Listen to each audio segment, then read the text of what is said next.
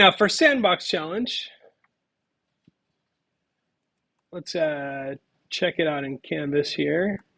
Get rid of Mandelbrot.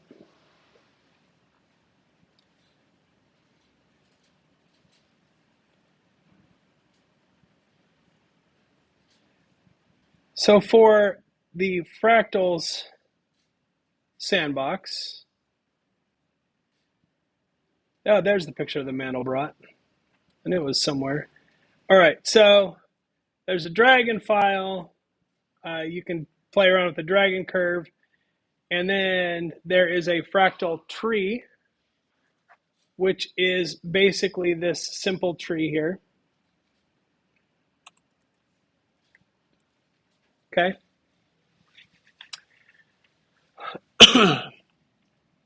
And once you run this, my challenge to you is to modify this. Can you modify it so that it makes 3 branches every time it splits? Can you modify it so that it uses randomization to create different lengths of each trunk or different colors? Can you put leaves on the tree?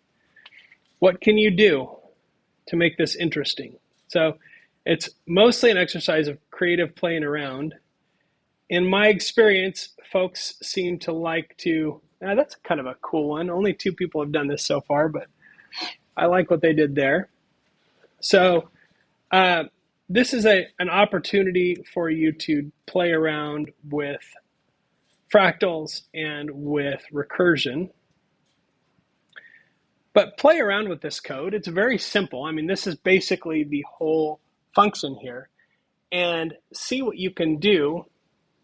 And in the process of playing around with it, you are going to learn a lot about fractals and a lot about recursion.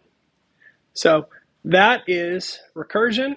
Again, you will hear a lot more about this if you carry on in computer science. If you are not carrying on in computer science, you probably won't have recursion as a regular occurring part of your life, but it's a good thing to know about because you will eventually come into a place where you might need to do what I just described. Another interesting place where recursion is really good, and if you may have noticed or it may have occurred to you, is in the website, the files assignment where we're where we're creating a web crawler. A website is by nature a tree structure.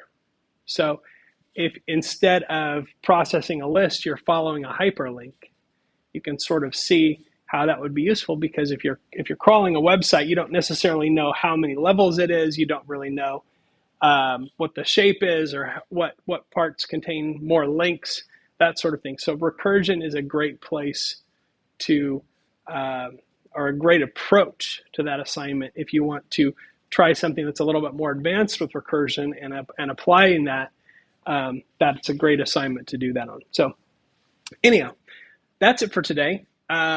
Feel free to work on this or play around, or if you have questions, please let me know. And then we will carry on with Module 14 in our next class.